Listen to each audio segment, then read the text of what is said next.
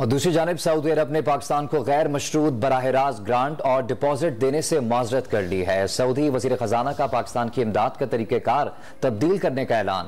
محمد جدان کا کہنا ہے کہ نیا طریقہ مختلف ہوگا۔ دوسروں کی مدد کرنا چاہتے ہیں لیکن خواہش ہے کہ وہ خود بھی اپنا کردار ادا کریں۔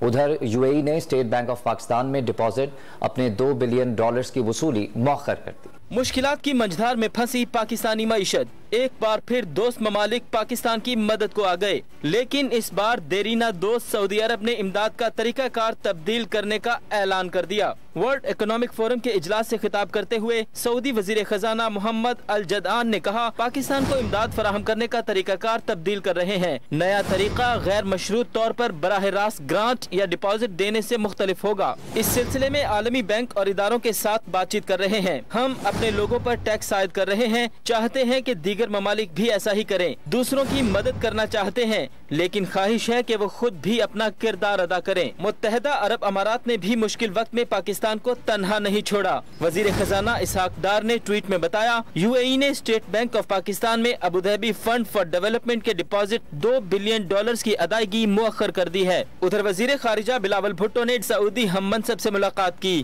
ٹویٹ میں بتایا، ملاقات میں پاک سعودی عرب کے تاریخی اور گہرے تعلقات کی تجدید کے عزم کا اظہار کیا گیا ہے۔